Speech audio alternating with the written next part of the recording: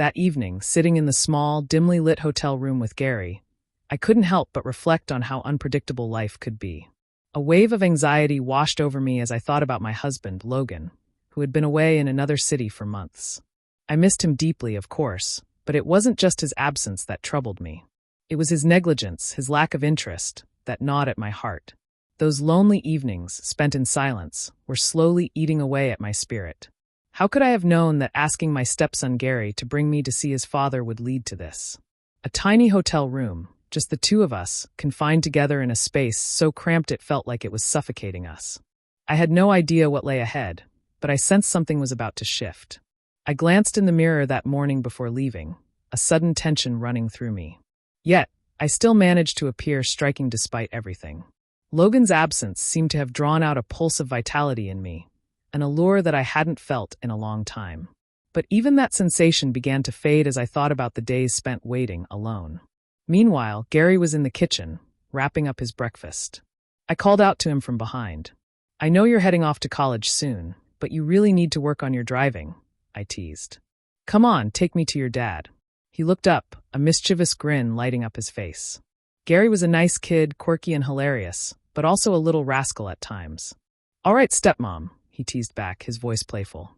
"But only if you tell Dad to get me a nicer car for the summer." "We'll talk about it," I replied firmly, nudging him inside. My mind was racing, just wanting to get through the moment and move on. I had no idea that this journey would take such a turn. We'd been driving for nearly 2 hours when, without warning, the car made a dreadful hissing sound and then sputtered to a stop. "What's happening?" I asked, trying to keep my cool. "I guess the car broke down," Gary said, his voice a mixture of frustration and resignation as he pulled over to the side of the road. There we were, stranded in the middle of nowhere, with barely any signal on my phone and no one around to help. For 2 hours, we tried everything, calling every mechanic we could find, but nothing worked. Eventually, we had to face the truth. The only thing we could do was check into the nearest hotel for the night. As Gary talked to the receptionist, I stood behind him, seething with annoyance. If Logan finds out about this, I thought to myself.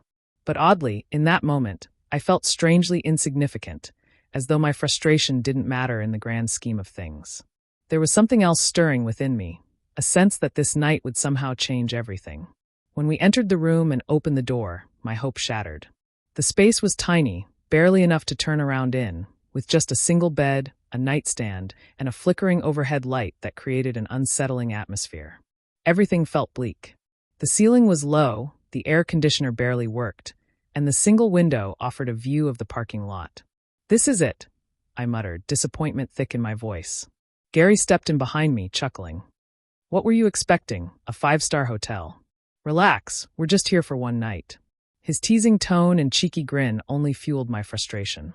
Still, I couldn't deny that there was something about his carefree, laid-back demeanor that stirred something within me, something I didn't want to admit. "It's so hot in here," I murmured, my fingers brushing the back of my neck.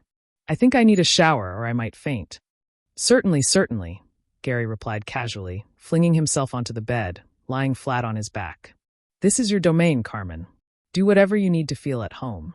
I took a moment to study him. His lean, toned physique combined with the subtle boyish charm in his features made him intriguing. But I quickly shook off the thought. He was Logan's son. My stepson. I stepped into the bathroom and shut the door with a sharp click. For a moment, I stared at my reflection in the mirror. My hair clung to my skin from the heat, but I still looked presentable. I still had that spark. I turned on the shower, letting the water cascade over me, hoping it would wash away the whirlwind of emotions within me. At 47, I reminded myself that Gary was no longer a child.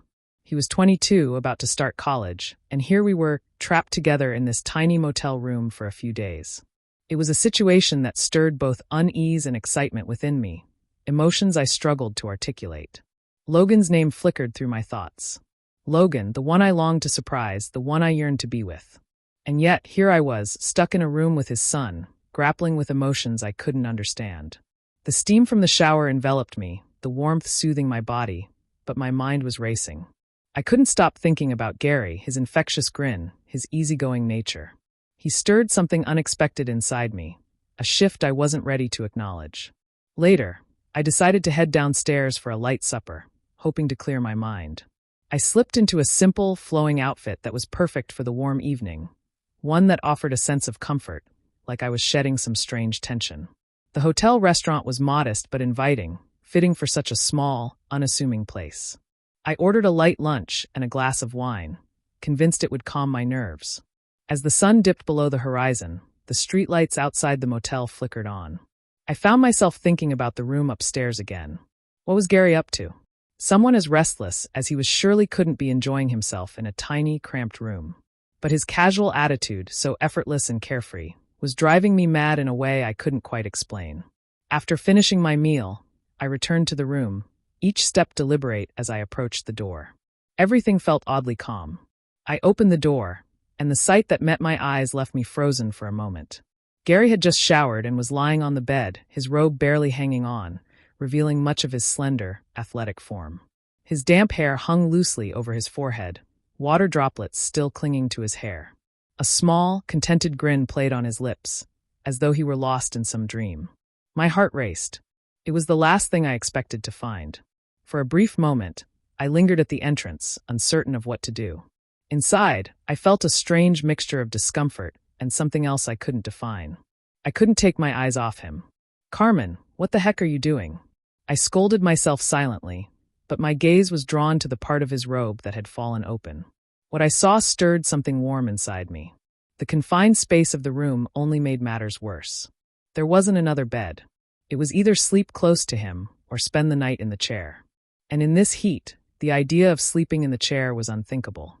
I stood there, wrestling with the emotions that surged within me, uncertain of what the night would bring.